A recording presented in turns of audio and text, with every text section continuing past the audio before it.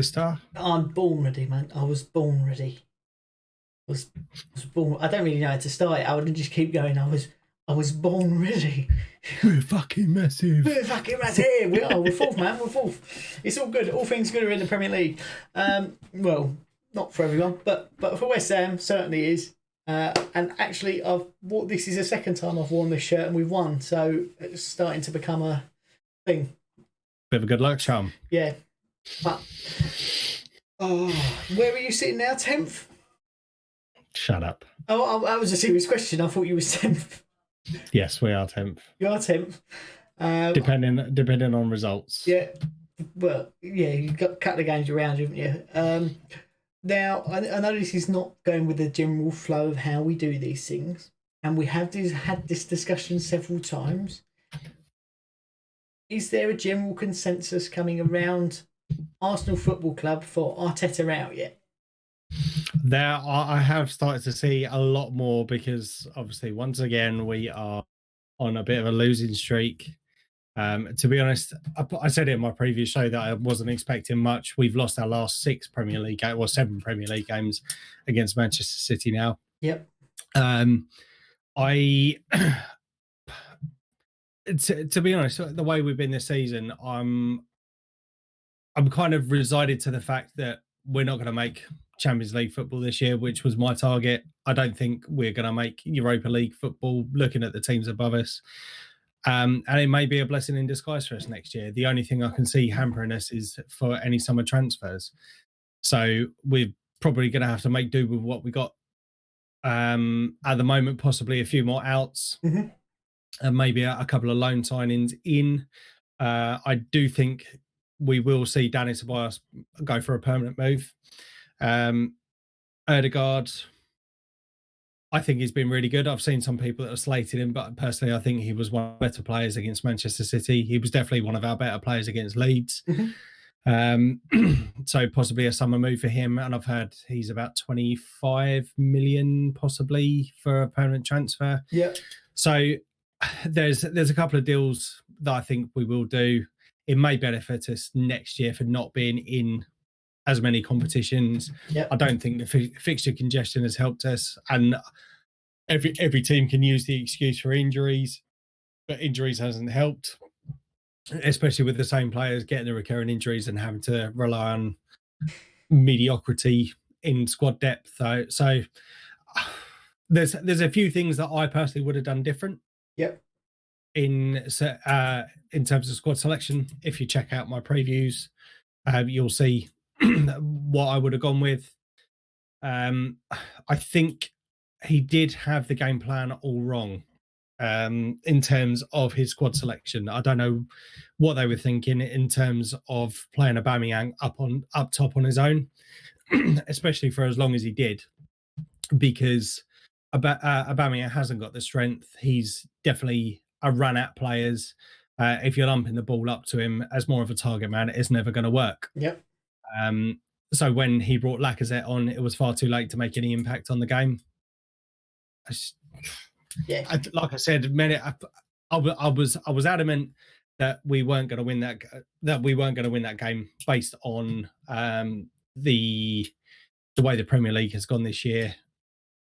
I would have liked to have seen us turn up for the game and actually give them a bit of a game, and it was something that we've seen a lot this season. We switch off very early in the game and it costs us the game. The same thing happening at Aston Villa. Yeah, and so I was going to say, do you think the amount of games, especially being you're still in Europe, aren't you? Mm-hmm. Yeah, it has had an effect because obviously games are coming thick and fast anyway. So you've jammed even more into the season as what has gone so far, but you've already answered that. The other thing I was going to say is do you think maybe there are a number of aging players within the squad that are past their prime? So the likes of Willian and Aubameyang, they can produce quality. We know they can produce quality, and they will do it on occasion. But have we already seen the best of them? And this is now a waning career for the next few seasons. Willian, I would say yes. Aubameyang, I would say no. Possibly going into the next season is I would have liked to have said that's when we would have seen the decline of Aubameyang just purely based on age. Yeah. They don't really get many international call-ups in terms of competitions, unless you look at the African Cup of Nations. But they don't really get that many call-ups, so there was no real risk of him going out and getting injured for that. Yeah. But I think age possibly is definitely going to have an impact on him next year. I'm hoping this year is just a blip. Yeah. And for a lot of our players, Willian, I think that's it. For me, I don't think we'll see him ever hit. I don't even expect him to hit the heights that he hit at Chelsea. Yeah. It'd be unrealistic just because of his age. But I would like to have seen something more than the shift he put in at the first game against Fulham. It's just it's almost embarrassing just because he's been so negative. He's lost that drive, I think is the only word I can say, that he used to be able to take on players, but he's become so predictable. And every time he does get the ball now, he's so devoid of any confidence that they're not going to be, or you the way I put it is that you could probably run up to him and go boo and he will kick the ball back. There's nothing there doesn't seem to be anything about his play at the moment that you see from his Chelsea days. And again, I'm not expecting him to rip up and score 15 goals in a season, or provide 15 assists in a season, but I would like to have seen at least 5 goals and 5 assists. Do you know what I mean? A very minimum. But... no, it makes sense. Yeah. Now, with that being said, there is 39 points up for grabs still in the season. You're currently sitting 10th. Where's a realistic target that you see Arsenal having to aim for in this last stretch of the season? If we make top 6, I'll be very, very surprised. Okay. If we make top 6, there's some teams that are above us that have had a really fucking shit run in. I would say top 8 for us. We got 8th position last year, and I think that we got through to the Europa League just by winning the FA Cup. We're not in the FA Cup this year any longer. So I would say that we would hit 8th again, and if we hit any higher, I will be very surprised. And being still in Europe currently, is that maybe something that you would rather focus, or maybe the team focus on, rather than trying to push up the league, trying to get the results consistently to win the Europa League? Yes. But okay, go on, there's a but. But yeah, no, I will say but, because of how inconsistent that we have been this year. We've been through goal droughts. We've been through some great performances, and you think, where the hell have you been all season? And then we revert back to type. So we've got a second leg game on Thursday against Benfica. It was a stupid error to give the goal away. We come back very quickly after, and I don't understand why we couldn't keep that momentum. So we have got technically the away goal, but we are playing away again on Thursday, and it wouldn't surprise me if we balls it up. I will comfortably say I think we will get through this round, but I think next round may be our stumbling block. Okay. Again, any further, I'll be happy. I would love to see us get to the final and win it. Excuse me, obviously, but there's some really good teams still in it. There are. There's some good teams still in the competition, and I don't think this year's our year for anything other than the Community Shield, obviously. Mid-table mediocrity for Arsenal from now on, then. Certainly for the rest of this season. Yeah. Right. With that, shall we move swiftly on to goal of the week? Now, for you, Mike, it may not have been thingy, but for everyone listening at home, it should have been a lovely tune. Well, I suppose that's the same thing because you had a lovely tune too. Just slightly different. Yeah, just slightly different. Now, last week, something went wrong with the audio for the podcast, so we didn't get to put out there who we were nominating for Goal of the Week in the podcast. We did, however, run a poll. If I'm honest, I don't know if anyone even voted. It was a bit of a weird week. I was getting tweets that were getting thousands of views, and no one engaged with polls and things like that. So I don't know what was going on. But for me, let's just have a look. We had Maddison versus Liverpool, Neto versus Southampton, Aubameyang versus Leeds, and Diane versus Manchester United. For me, I'm going to go for Maddison. That's going to be my nomination. I don't know if you want to put in one as well. No. I'll quite happily take Maddison just because they were.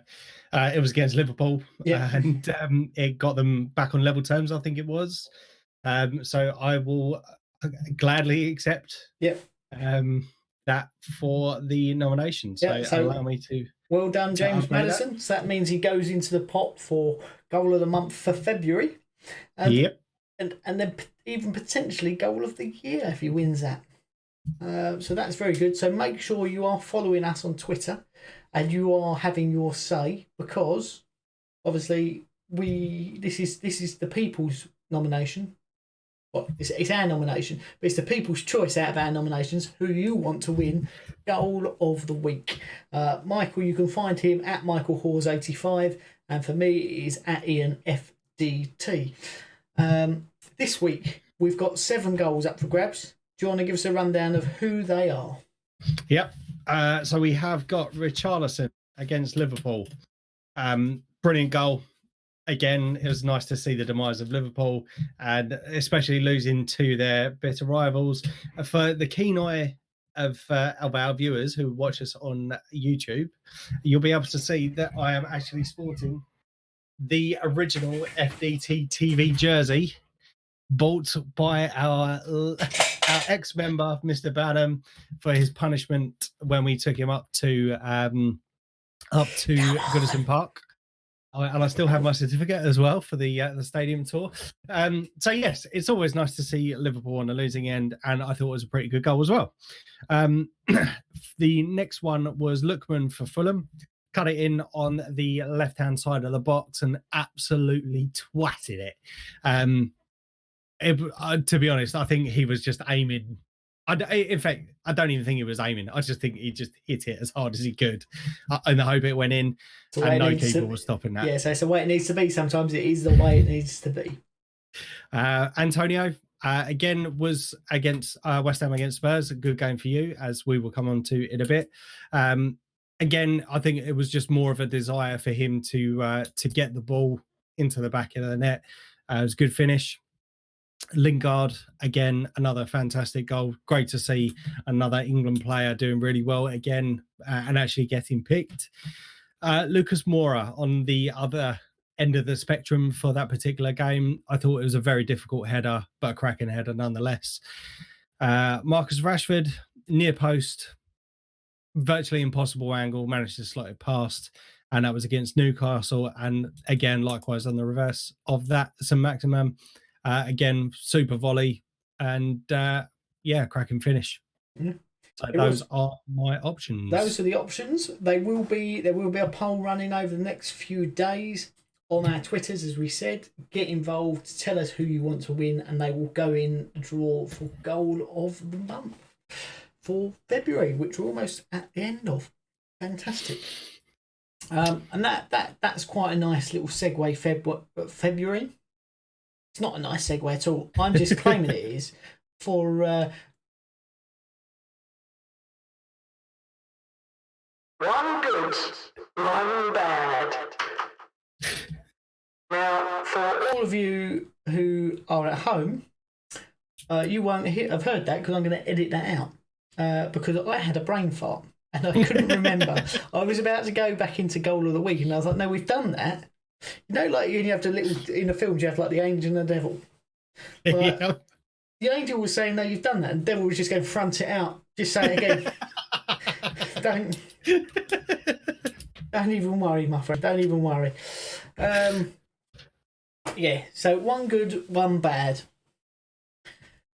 Mike, I'll give you the floor for one good, one bad. But before we do it, I am going to give you a proper intro. Okay. One good, one bad.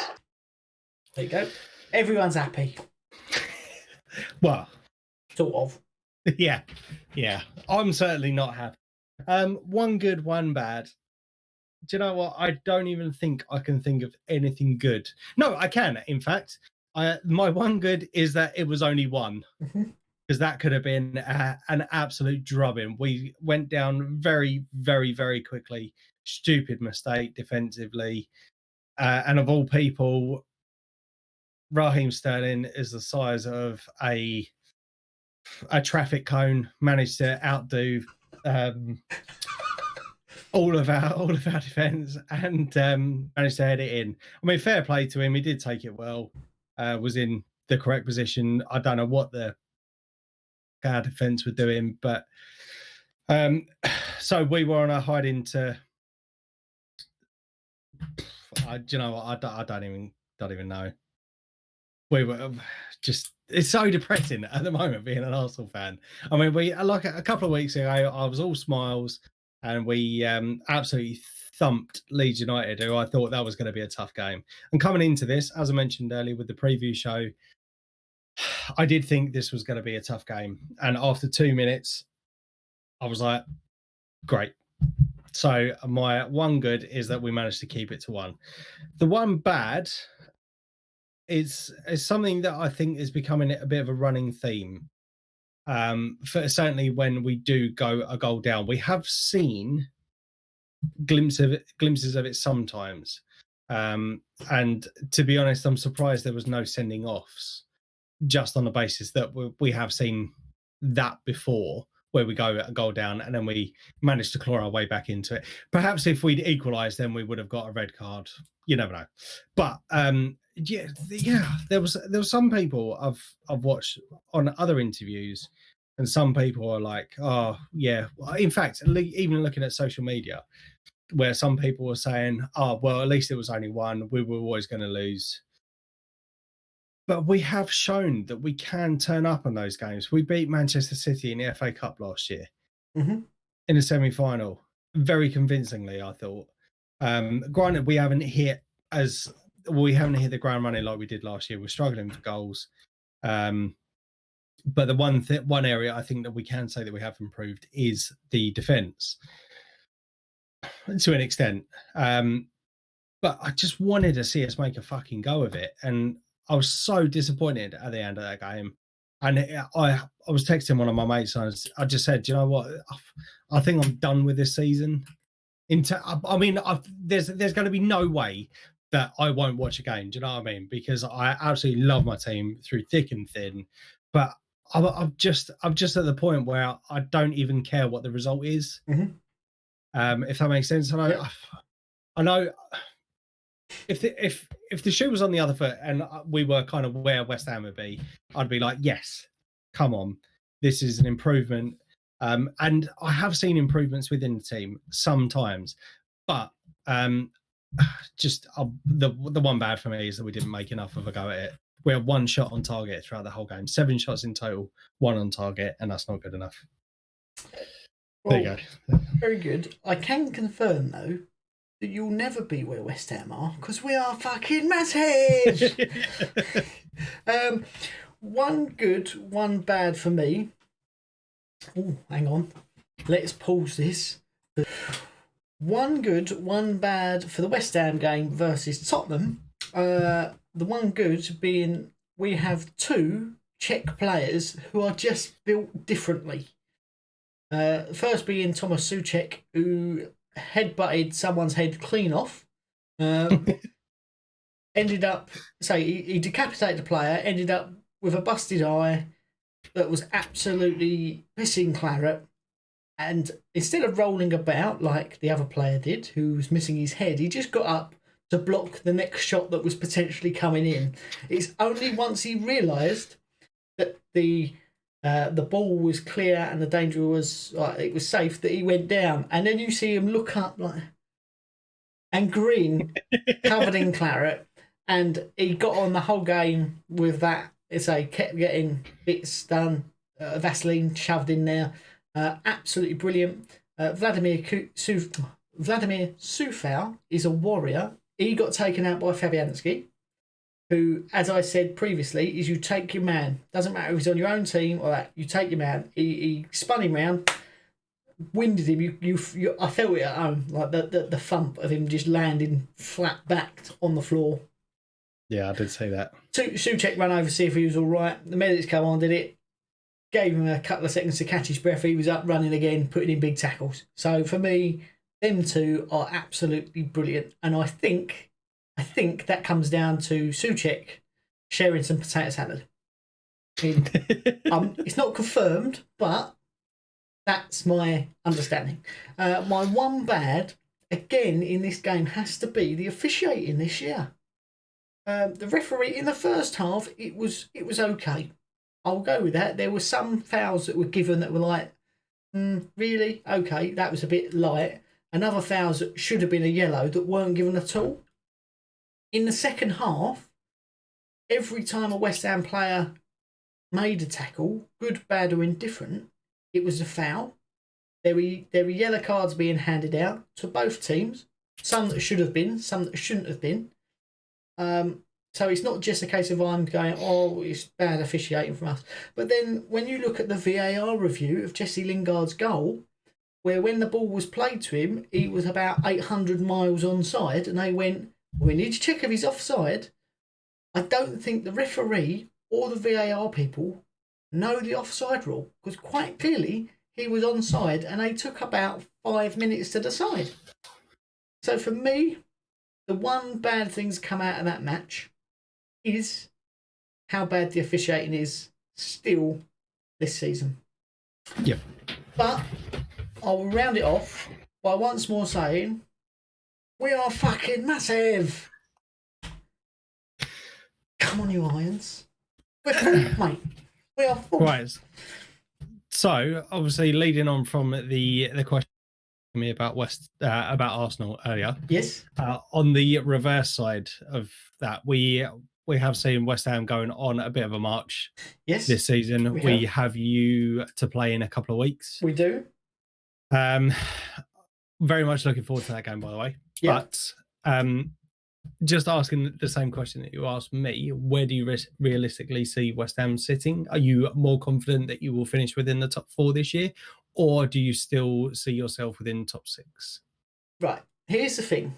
I said at the beginning of the season, anything above top 10 is a good season for us.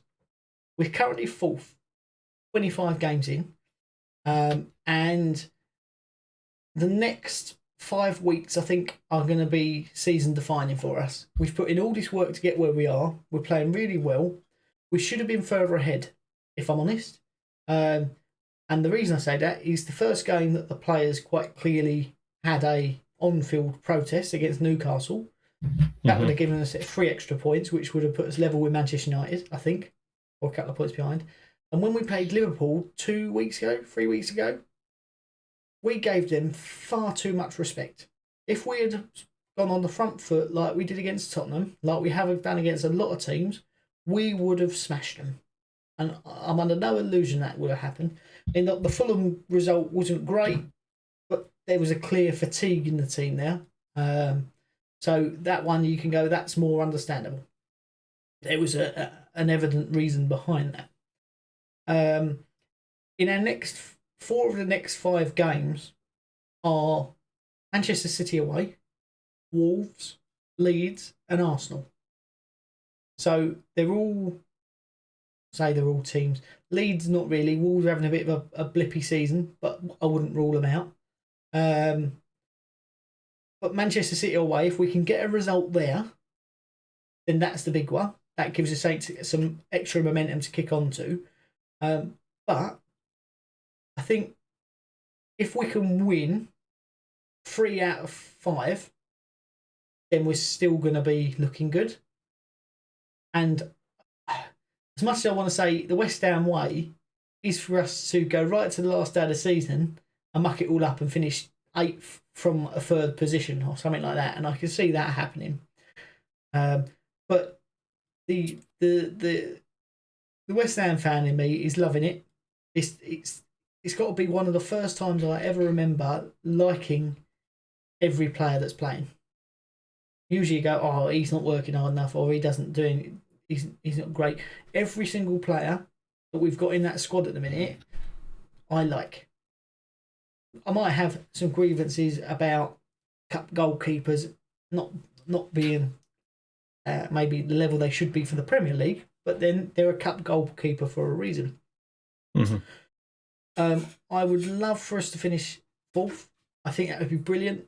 And as I said last week, but no one heard, if we finish 4th, I can guarantee you next season we will win the Champions League and get relegated.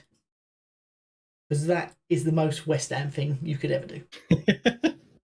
So realistically, I'm going to say if we finish, like top 10 was a target beginning of the season. We're having a good season. Let's get a European place, whether it be Champions League or Europa League. It doesn't matter which. Either one is progression. I would love it to be the Champions League, but it's all progression as a club, and we're going in the right direction. So it's all positive. Okay. Cool. To be honest, mate, I'm absolutely buzzing, and I don't mean that in a patron. It is nice to see the top 6 having a bit of a shake up. For looking at how dominant Liverpool were last year, it is, I suppose, a little bit, I say, sadistic of me to say that it's great to see them having a bit of a collapse. And something that we mentioned a couple of weeks ago about how the Liverpool fans seem to come out when they're winning. Silent. My God, are they quiet when they're losing? Now, see, you think that Liverpool fans were unbearable for that couple of weeks where they were champions, right? And weren't losing. You wait till we get in the Champions League. Every single time you see me, the only thing I'm going to say to you is, the champions! That's it. That's going to be it forevermore. That's the only word you're ever going to hear me say. What, just for that season, or no, forever, mate. Oh, forever. Forever. Okay, fair until such point as you're back in the Champions League. Even if we're not in it anymore, it doesn't matter. We were. That's all we need. Well, we were in there for like 20 odd years on the bounce, mate. It don't matter. It don't matter. It's the last one that counts. This is true. We were in it more recently than you. Well, not if we bloody go and win the Europa League, mate. Now, here's the thing, right? If that happens, if we get into the Champions League in the 4th spot and get chucked out of it on a technicality, right? I guarantee you there's going to be riots. If that happens, which I'm being completely realistic and say it's not going to happen, but if that does happen, West Ham finish 4th and we go through to the Champions League on the basis that we have won the Europa League, every time I see you, I'm going to be going, champion! They're going to happen, mate, so I won't worry about it. Fair enough. What teams are in the Europa League still from UK? Manchester United are in there, aren't they? Spurs and Arsenal, and I think Wolves are still in it as well, I believe. Give me 2 seconds. I will just double check. Yeah, it's a difficult. I mean, it's nice to be well represented as a nation across European competitions, but say Manchester United look like they're going to get a 4th spot. Tottenham, I don't think will. They've sort of capitulated a little bit, but they do have a cup final coming up. Wolves, I can't see getting to the final. They've seemed to have fallen off a cliff. And that leaves, say, just yourselves who are intermittent with your form. You depending on what way the wind's blowing, you'll either absolutely romper game, or it's a bit like who's playing. So yeah, but are they the 4 teams? I'm just checking, and Wolves aren't in it. Wolves aren't in it. Aligned. Right, so that's No, fine. so it's just us 3. So that leaves 3. So realistically, we need you to draw Spurs in the next round, which would then slim the chances of that happening down, because I feel like Manchester United are going to get a 4th spot. Who at the moment would you put in the top 4 positions for the end of the season? Man City, obviously. Yep. And I'm gutted because they were my pick at the start of the season, but obviously because you had already selected them, I had decided to go for Chelsea. But my gut feeling was that Man City were going to win the league this year. So Man City definitely, I think, are going to run away with it now until the end of the season. Yep. There will be a few hiccups, but I think they're 10 points clear or something stupid as it stands. Yep. So yeah, Man City to win. I'm going to go for United second. Mm-hmm. Then I would put Leicester third. Yep. And I think I will go for Liverpool fourth. You think they'll have a little bit of a resurgence second half or this last stretch? And I don't mean that any disrespect to that to West Ham. You just don't like the fact that we're fucking massive. To be honest, I would absolutely love to stand finish fourth again, just on the basis that it gives the league a bit of a shake up.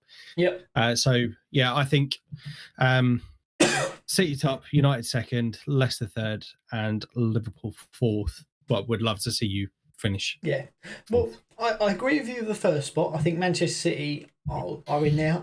The fact that after 10 games where they hadn't been winning, they'd just been drawing.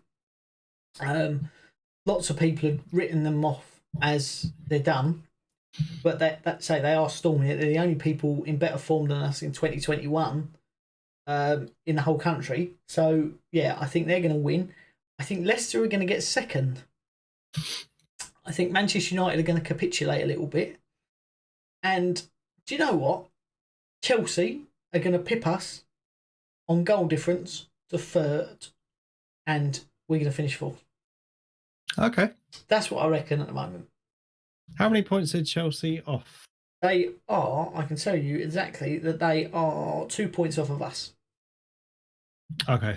Liverpool sit five points behind. Yeah. So Chelsea have got a goal difference of 16. We have a goal difference of 10. That's why I say that.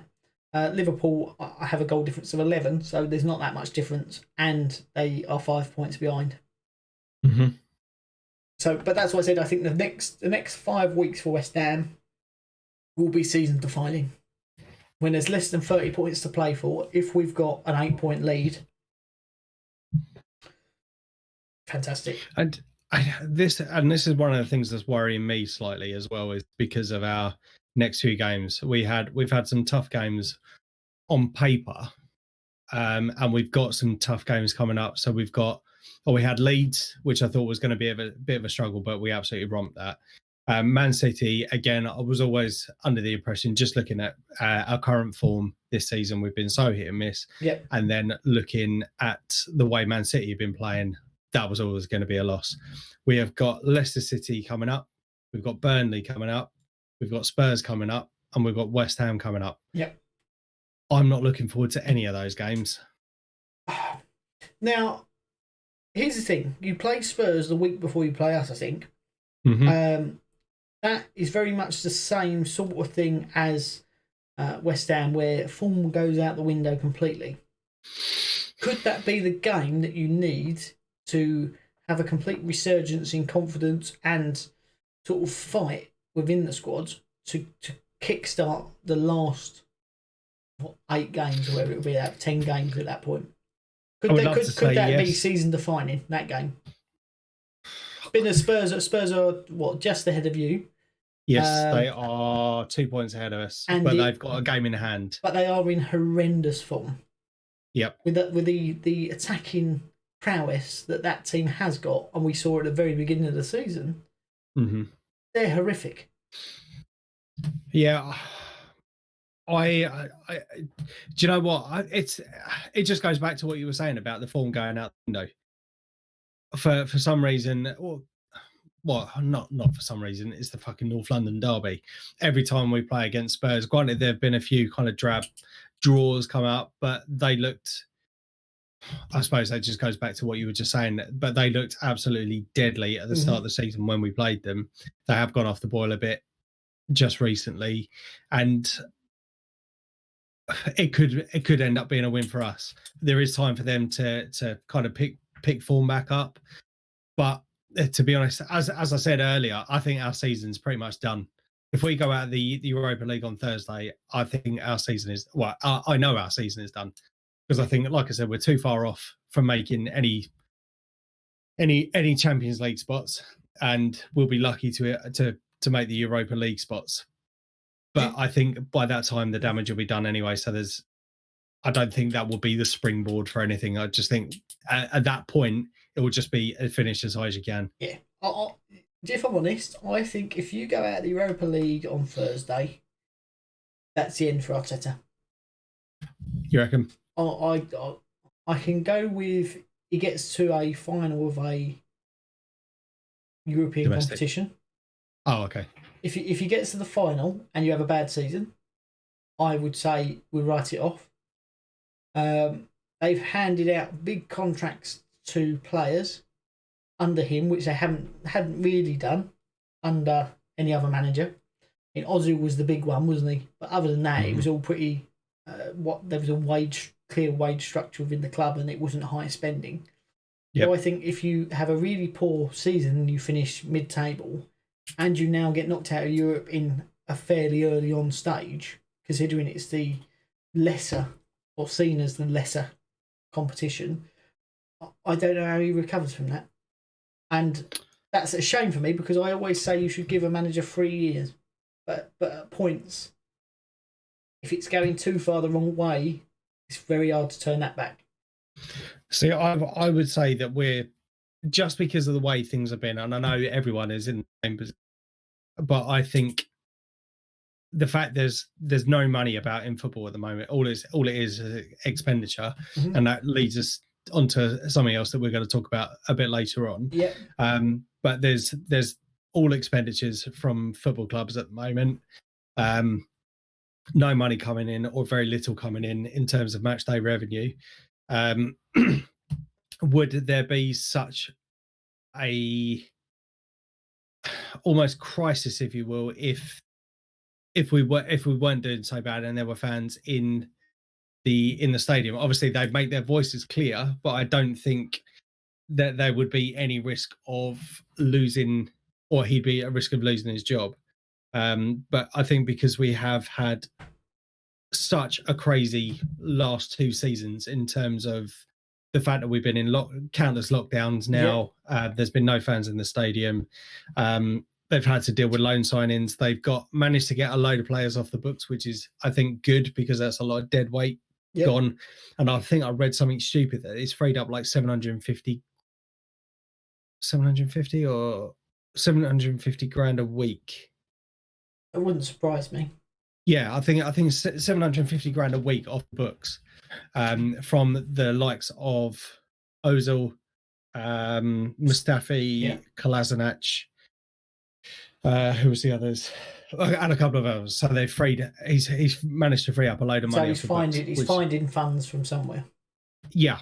So I think that he will get to the end of the season regardless. And I think, depending on how the first 10 to 15 games go next season, that will be it. Defining. Fair enough.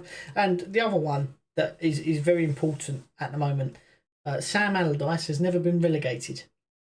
He's manager of a very, very poor West Brom side. West Brom fans will disagree with me. Yes, in the Championship last year, they were the best team by a country mile. However, we're not in the Championship. We're in the Premier League. They currently sit on 14 points, so they are 11 points from safety, behind Newcastle in 17th. Do you think this is the year Sam Allardyce gets relegated? Yes. You heard it here first. Yes. So that's all that needs to be said. No, I genuinely do. To be honest, I think he was brought in too late. I think the damage had already been done.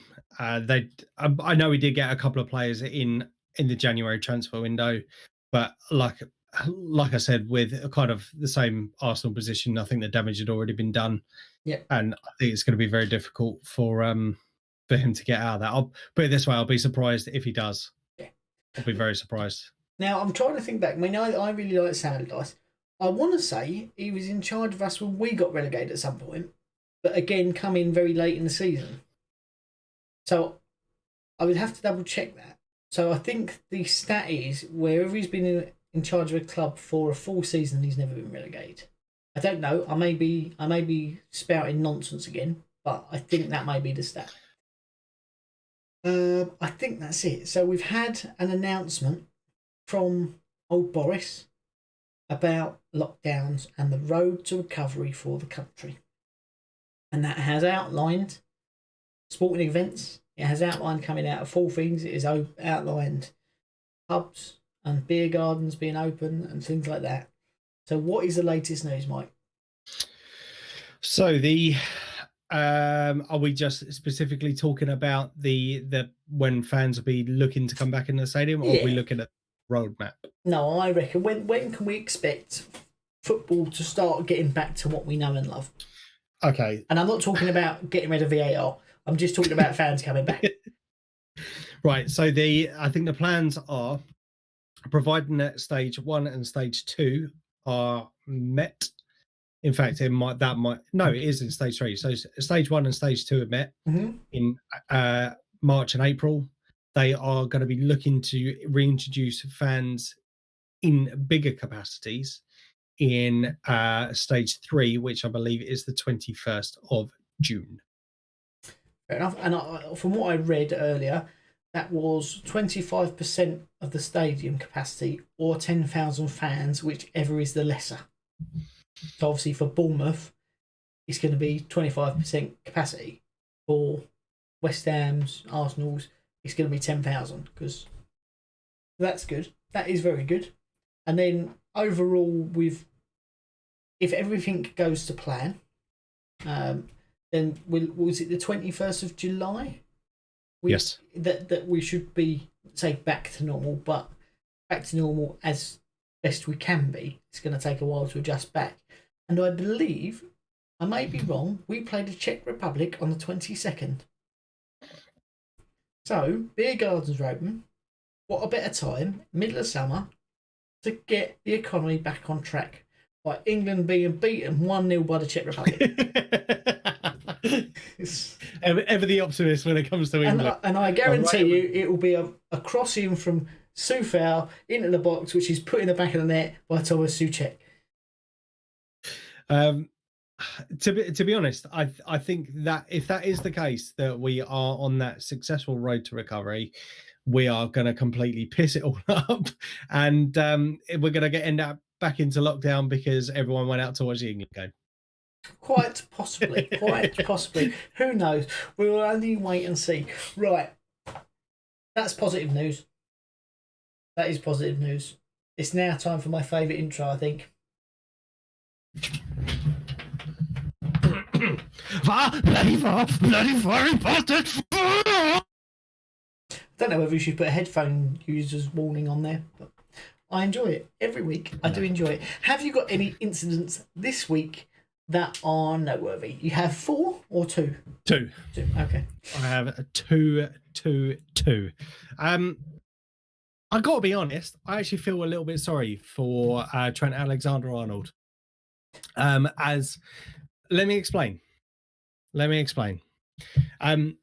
As with the David Luiz situation a couple of weeks ago, it was the slightest of touches, I think, beyond David Luiz's control, and therefore got gave away the penalty and got the red card. So much for the double jeopardy rule. Why have you put an eye on your head? Because I'm watching you. No, go on. Sorry, I'm being distracted. So yeah, you've got there was that double jeopardy rule, and it was explained that because there was no intent to win the ball, that that's why David Luiz had to walk. However, for this particular one, Trent Alexander-Arnold went in for a sliding challenge to try and get the ball away and was basically tripped over, or Dominic Calvert-Lewin effectively was still running forwards and effectively tripped over him. So they gave away the penalty, and but luckily, I say luckily, he stayed on the pitch. My two questions are: one, I thought it was a pretty harsh penalty to give away, considering he'd already made the challenge, and it was just Dominic Calvert-Lewin's momentum that ended up tripping over Trent. Secondly, as there was at that particular point that the contact was made. Yes. Is this the one where he was on the floor and he tripped over his head? Yes. Yeah. Okay. Yeah. So at that particular point, there was no. I get that he'd gone for the ball to start off. By the time that the foul was committed, he wasn't going for the ball. Why was he not sent off? Yes. We had a similar discussion about the one last week against West Ham with a double jeopardy rule. My biggest thing is they got the penalty, and if it was a foul, he was last man, Calvert-Lewin would have been through on goal, he should have walked. I think double jeopardy is a load of bullshit. Yep. Personally, I think the reason it was given was for unnatural head movement.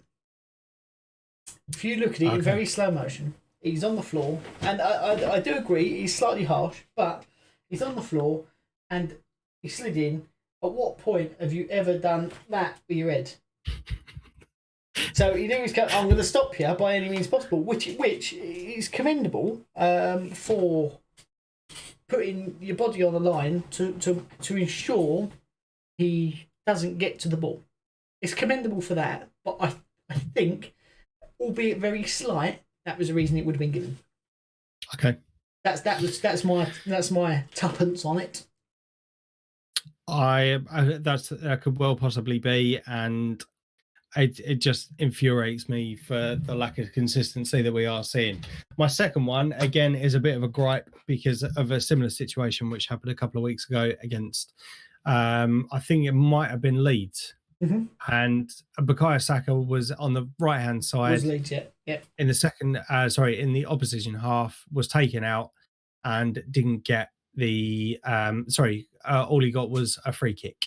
The player didn't, as far as I'm aware, was the last man again, and they were saying that there was no obvious goal scoring opportunity, so therefore all it was a yellow card. However, in the West Brom game, practically identical position, a foul was committed by West Brom and the guy walked.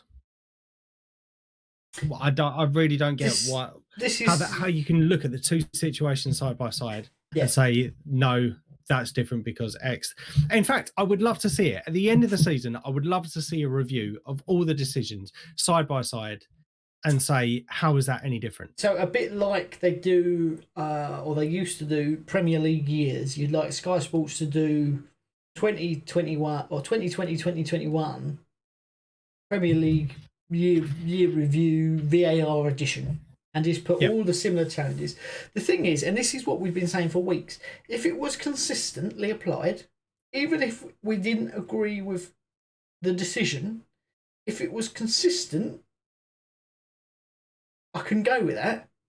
Because yes, okay, I don't agree that should be a red card, or that should be a yellow or free kick, whatever it may be. If it was the same decision for everything, you'd have no choice but to go, I don't agree with it, but at least it's being applied fairly. Yep. Where it's not being applied fairly, and it is very much where today I feel it. Do you know what it reminds me of? It reminds me of a little bit of Little Britain. And I imagine the VAR person sitting there, and just halfway through, some of them go, computer says no. Just like, can I send him off? Computer says no, and then sometimes it's someone who's actually meant to be watching it and goes, yeah, that's like, because there are some decisions that it gets right. Very few and far between at the moment, but there are some he gets right. And that's the day that the computer says no person is off, you know? Yeah. That's what it feels like a little bit to me. And it is a shame because it should be aiding the game. And it's taking away. Yes. Do you know what? I think I'm just on a bit of a Nelly negative kind of attitude as it stands at the moment. But I'm so sick of VAR. I was all up for giving it a chance, just to see if there are any improvements or whatever. But when you're looking at offside decisions being made for half a toenail, when you're looking at inconsistencies between similar situations, what is one outcome for the other and not for the other, it's really starting to get on my tits. VAR, it really is. Yeah, it's go on. Sorry, finish your sentence. Now I cut you off. Yeah, no, I was just going to say it is ridiculous, and I think it's difficult for fans to understand. I mean, obviously, if you were in the officiating game, then you may be able to understand the rules completely. I mean, I know it doesn't take an absolute genius to work out because you can sit down and read the rule book, but I think unless you're being actually taught on how those are applied, it's so easy for fans to look at that and go, no, that's ridiculous. I don't agree with that. Or if you're on the receiving end, you're like, yeah, definitely. But as soon as the tables are turned, you're like, well, I don't get it. But you were quite happy to accept it when the shoe was on the other foot the week before. Yeah. And I think it's just elaborating or just waffling on more of your point that if it was applied consistently, then you can't really do much about it. But because it is so poor and inconsistent. Yeah, you'd be frustrated by it. But now the thing that I would like to happen, and I would say it's probably near impossible, is that the FA come out at the end of the season and make a statement to say, we're sorry, we were not good enough this year. We will be improving by this, and this. Getting official VAR people in, well, not referees, they're VAR officials. They don't run the match, they just do VAR. They're getting proper training. The referees are doing further things on how to integrate it. We are going to get better. I can't see that ever happening because that admits that they're wrong. The other thing that I think will frustrate me, because they will push on with VAR, and we've said this, until sponsors, until it affects the pocket, it will keep going. And the thing is, if by the first 10 games of next season, so give it the rest of this season, it's happened. It'd be unfair to take it out now because of so many decisions that it's been a part of throughout the season. So by the first 10 games, not 10 weeks, but 10 games played, if there is a single controversy, then at that point they should scrap it for the season. Yeah. Because if you can't get it right within the first week of football, then what are you going to do for the rest of the season? Because then you're going to have at least one a week on average if you go by that. And it frustrates the hell out of me. It does frustrate the hell out of me. And I think that's the point, that it was being brought in to rule out all these stupid, he was offside, it should have been a penalty, but it's just made it worse. Yep, I have a question. Go on. And I sent this to you because it really made me laugh. I found the best Twitter account ever. And that Twitter account, I'm going to give them a shout out because I do believe it is the best Twitter account ever. And it is... no, it's not that. Their Twitter handle is @SalahDives, right? So everyone, if you are listening to this already, go and tweet @SalahDives on Twitter and say that we sent you and that we think you're brilliant. So essentially, his name on there is "Did Salah dive today?" And in the Merseyside derby, the answer was yes, with a picture of it. Actually, no, it's not a picture. I think it's a GIF. But every single game, you're going to get at least one of them Why has VAR never picked it up?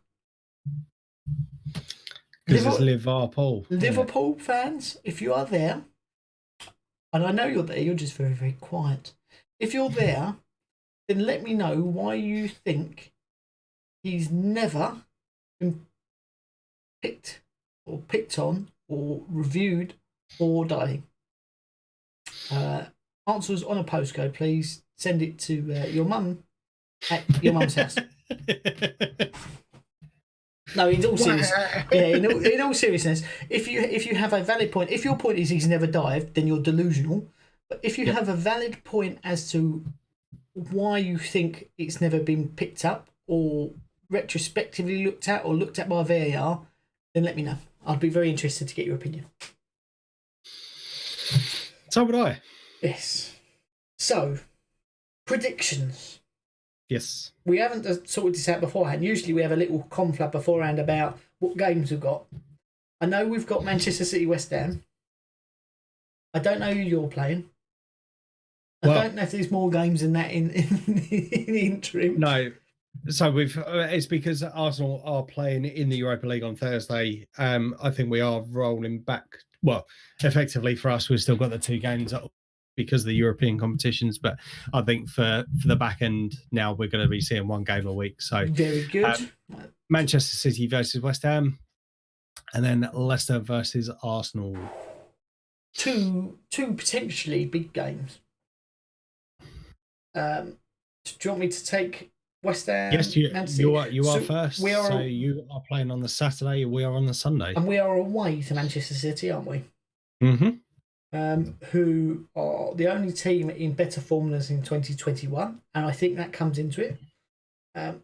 They are the team at the moment that I would be scared to play because they have the ability to run riot. If, however, they turn up with the same mentality and team as what played Arsenal and only sort of ever hit 3rd gear, then I'm confident we can get something out of this. Okay. I would like to say we'll win it. I unfortunately think we're going to play in a similar way to what we played against Liverpool and give them too much respect rather than taking the game and trying to put it on them. So the optimist in me wants to go 1-1. And I'm going to stay optimistic. I'm going to say if we can get a point out of this match, it'll be good. I think we should play for the win, but if we can only salvage a draw, fantastic. 1-1 will do me just fine. Okay. If it's 8-0 the other way, then I'll forget about it. We'll just have a 27 goal 37 game season. I am thinking a little bit of opposite on this one. I think I read yesterday that Manchester City have won 18 games on the bounce. Yep. And I don't see that stopping, in all honesty. Like you said yesterday, they didn't really come out. To be honest, I don't even think they come out 2nd gear because there could have been ample opportunity for them to absolutely spank us, but they didn't. And I think that may have been possibly out of respect for Mikel Arteta. I don't think that would be the case, but I think they're going to turn up and I think they're going to absolutely spank you. And I think it's going to be 3-1.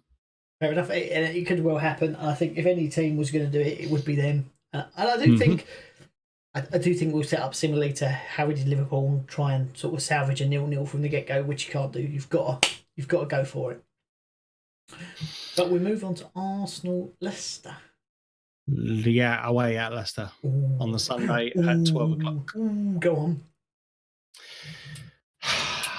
I don't fancy our chances on this one at all. Like I said earlier, I think we've got a crap run of fixtures coming up. We've got Leicester away, Burnley away, and I think Spurs at home and then away at West Ham. So we've got 3 away games out of 4. Depending on how we get on in the Europa League as well, I think it's going to determine this fixture because it only gives. We're travelling to Greece for our home leg. For the second leg in Europa League. So I think that is a must-win game for us. So I think we're going to go strongest team possible. We've then only got 2 days rest after that before we're back into action on the early kickoff and travelling time as well. Leicester, I think, have been absolutely brilliant this year. And I think it's going to be, I'm going to go for 3-1. Actually, I'm going to change my mind to Leicester. Yeah, I can't really disagree with you.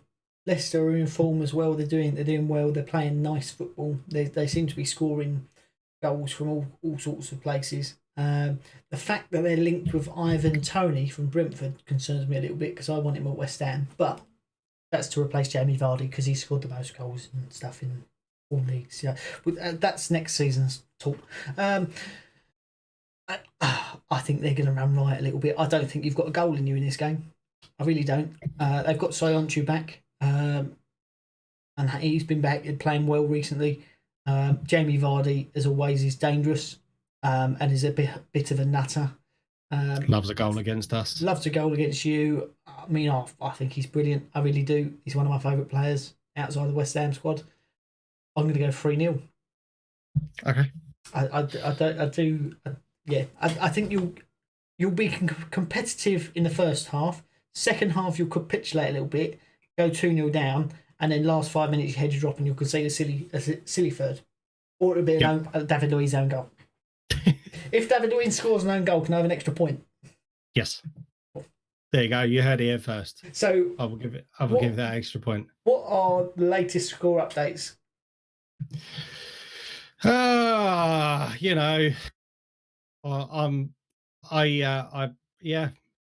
Is what it is. In all honesty, your sense means that potentially there's going to be another trophy sitting next to the kettle next season. Not quite potentially yet. Not quite yet, but it's coming, isn't it? It's really new slowly, mate. Really new. The gap is closing. So West Ham versus Tottenham, you had 2-1, I had 2-0. The score was 2-1, 3 points to you, 1 to me. And we both had Man City to win. You had 5-1, I had 3-1. Luckily, it was only 1-0, so it was a point each. So it's 4 points to you and 2 points to me this week. That moves our totals for the season so far. Ian are currently on 43 points. Michael on 46. Oh, there's only 3 points in it. So it's coming. Now, see, I would try and edit in a video clip of Declan Rice playing the air drums there for the build-up, but I will probably forget. But if you are listening on the audio version, go over to the YouTube channel and watch, because I may have done it and you'll never know. Yeah, not good. Right, has there been, or have you got, in fact, any other business? No, I think we are footballed out. The only thing I will say is, Arsenal, please don't let me down. In need of a bit of a pickup. We've had a bit of a shit run over the last couple of weeks. So a poor game in Europa League, poor game against Manchester City. Come on, you Gunners. Get us through to the next round. I want to see some positivity. And yeah. Okay. Very good. That's it. Yeah, it would be nice to see you getting back on track a little bit, give you a little bit of hope just to dash those dreams the following week. It's like a roller coaster ride for everyone, isn't it? Everyone's enjoying it. Whoa. Do you know what it's like? You know when you see those EDM DJs who are building up, and just as the beat's about to drop, they change it to something silly, and everyone gets really excited. Goes, oh, right. That's what this feels like watching Arsenal fans this season. Yeah. I don't really have any other business. I do, however, have a public announcement. Okay. And that announcement is... We are fucking massive. Yeah. That's all from me, really. Don't need to say any more. Hashtag we are fucking massive. It's Kevin, you. Yeah, so until next week, I have been Ian. I've been Mike. We are Fdt-Tv. Please subscribe if you haven't already. Take care of yourself, and we will see you soon. Thanks, guys.